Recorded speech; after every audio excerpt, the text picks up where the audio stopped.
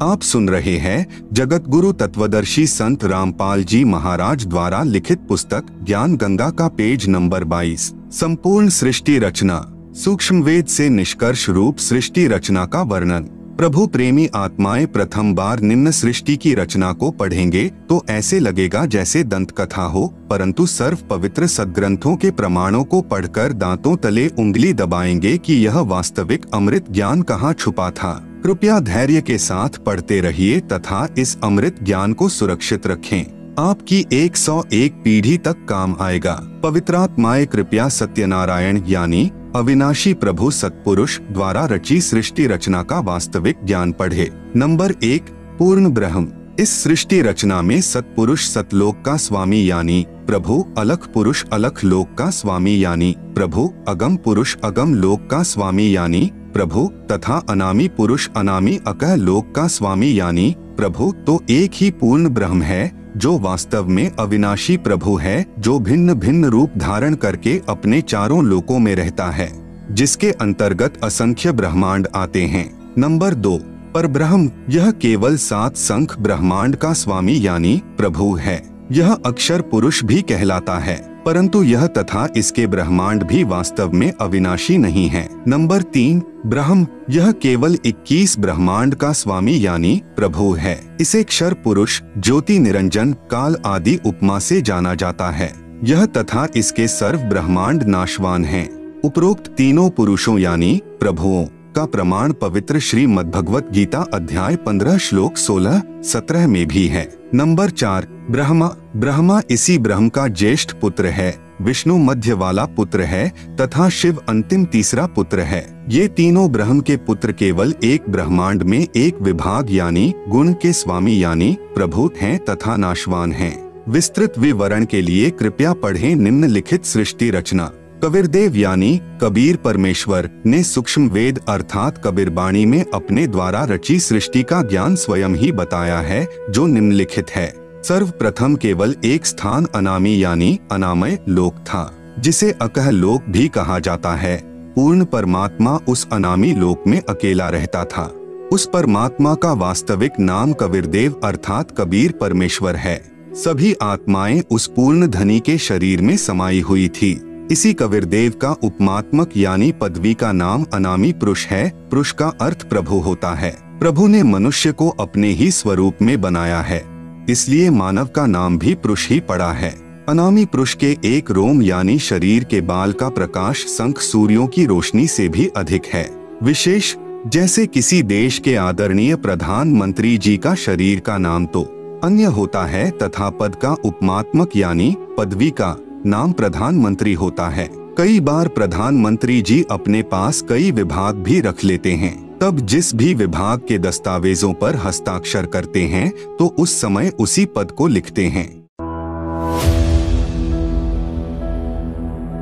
आप सुन रहे हैं जगत गुरु तत्वदर्शी संत रामपाल जी महाराज द्वारा लिखित पुस्तक ज्ञान गंगा का पेज नंबर 23। परमेश्वर कबीर साहेब के असंख्य ब्रह्मांडों का लघु चित्र दिया गया है, जिसे आप पुस्तक में देख सकते हैं।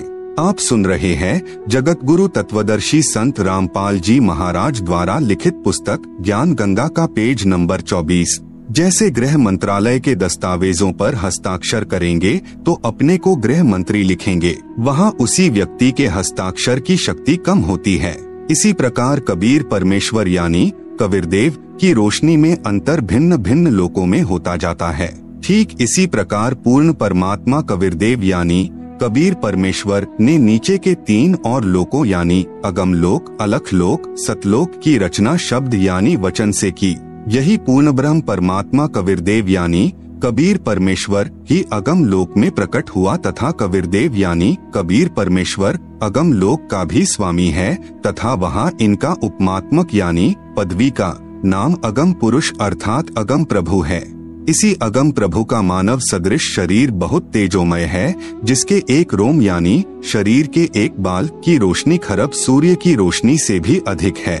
यह पूर्ण परमात्मा कबीरदेव यानी कबीर परमेश्वर अलख लोक में प्रकट हुआ तथा स्वयं ही अलख लोक का भी स्वामी है तथा उपमात्मक यानी पदवी का नाम अलख पुरुष भी इसी परमेश्वर का है तथा इस पूर्ण प्रभु का मानव सदृश शरीर तेजोमय स्वर ज्योति यानी स्वयं प्रकाशित है। एक रोम यानी शरीर के एक बाल की रोशनी अरब सूर्यों के प्रकाश से भी ज्यादा है। यही पूर्ण प्रभु सतलोक में प्रकट हुआ तथा सतलोक का भी अधिपति यही है। इसलिए इसी का उपमात्मक यानी पदवी का नाम सतपुरुष यानी अविनाशी प्रभु है। इसी का नाम अकाल मूर्ति, शब्द स्वरूपी राम, पूर्ण ब्रह्म, परम अक्षर ब्रह्म आदि हैं। इसी सतपुरुष कबीरदेव यानी कबीर प्रभु का मानव सदृश शरीर तेजोमय है, जिसके एक रोम यानी शरीर के बाल का प्रकाश करोड़ सूर्यों तथा इतने ही चंद्रमाओं के प्रकाश से भी अधिक है। इस कबीरदेव यानी कबीर प्रभु ने सतपुरुष रूप में प्रकट होकर सतलोक में विराजमान होकर प्रथम सतलोक में अन्य रचना की।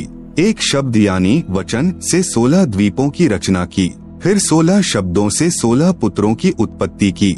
एक मानसरोवर की रचना की जिसमें अमृत भरा। 16 पुत्रों के नाम हैं नंबर 1 कूर्म, नंबर 2 ज्ञानी, नंबर 3 विवेक, नंबर 4 तेज, नंबर 5 सहज, नंबर 6 संतोष, नंबर 7 सुरति, नंबर 8 आनंद, नंबर 9 क्षमा, नंबर 10 निष्काम, नंबर 11 जलरंगी, नंबर 12 अचिंत, नंबर 13 प्रेम, नंबर 14 दयाल, नंबर 15 धैर्य, नंबर 16 योग संतायन अर्थात योगजीत। सतपुरुष कबीरदेव ने अपने पुत्र अचिंत को सत्यलोक की अन्य रचना का भार सौंपा तथा शक्ति प्रदान की। अचिंत ने अक्षर पुरुष यानी परब्रह्म की शब्द से उत्पत्ति की तथा कहा कि मेरी मदद करना।